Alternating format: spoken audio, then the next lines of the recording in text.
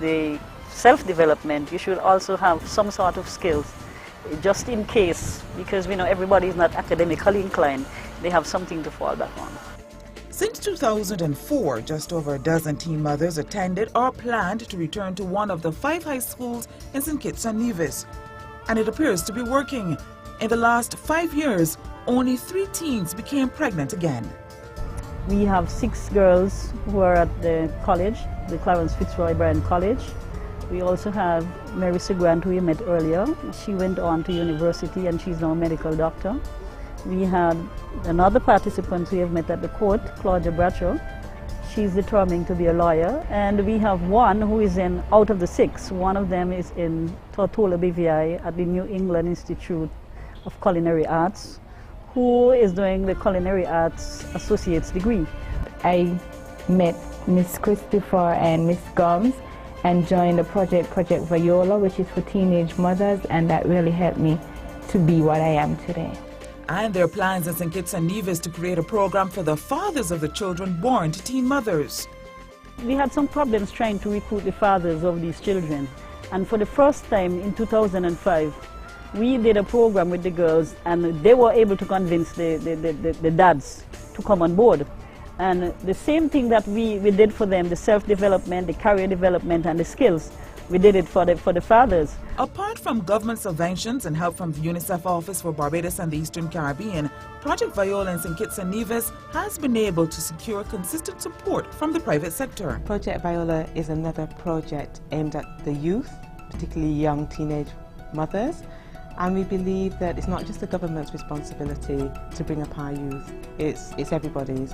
And so these girls find themselves in a position that they need help, and we believe everybody deserves some help.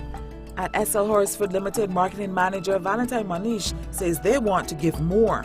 We do think it's an excellent program. We would like to see these students, not that we are hoping that they would continue to be teen mothers, because I don't think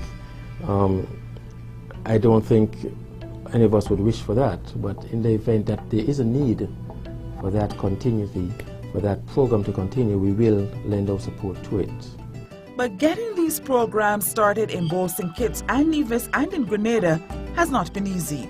Ambassador Rosalind Hazel of St. Kitts knows only too well. A teen mother, she emigrated to North America to have her baby. On her return to St. Kitts more than 2 decades later, she took up the post of Director of Gender Affairs and advocated for the return of teen mothers to school. And you had the religious community who decided that for whatever reason that they were going to take me on as well. So I became the brunt of some of the sermons as to what it was that I was doing and how I wanted to change the morality in the society, and I wanted to take persons who were mothers and treated them as if they were still children, etc., etc., etc. And I think that was a lot of what was happening, is that people can be very judgmental and people can be very cruel and unkind and unsympathetic. But there was a lot of resistance from the communities here because it was something that was not done before. People felt that, you know, these young people will come into the classroom and they would infect their daughters and children, you know, because they saw them as a stigma, and it was a very negative. So, I mean, we had to take it on, and we had to do a lot of PR. I had to go out there and defend what we were doing. There was a lot of resistance from some of the schools. They didn't want the children to come, the young ladies to come into their school. And although we were saying to them that, you know, it will not be a negative, but a lot of them didn't support it. The turning point for St. Kitts and Nevis came when a member of the Christian Council, who had strongly criticized the program, had a change of heart. He baptized a child of a teen mother, and within about a month to 6 weeks, he was baptizing a child of another teen mother. And when he checked into it, both teen mothers were impregnated by the same young man, and that young man was still in school. And it finally hit home to him what it was that I was actually talking about. In spite of these challenges, the programs have undoubtedly had a positive impact on the lives of the young girls who've been through them.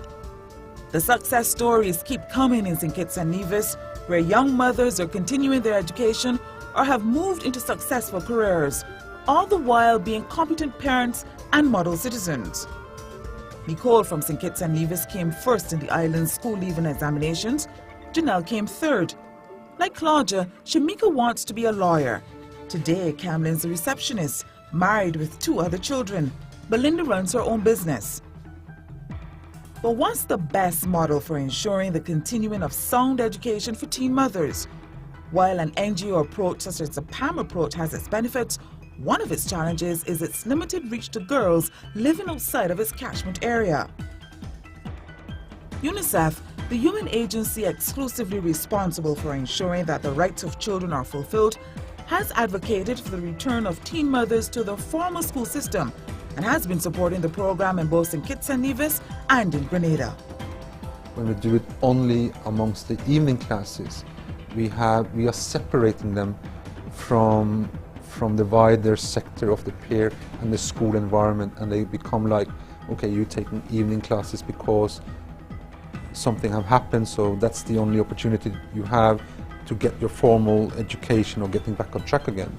I think we have to work together with the teacher and the teacher union, government in the various countries to say how can we set up a much more comprehensive program where we can get the children or get the youth and adolescents back into the formal school system again and not have special classes.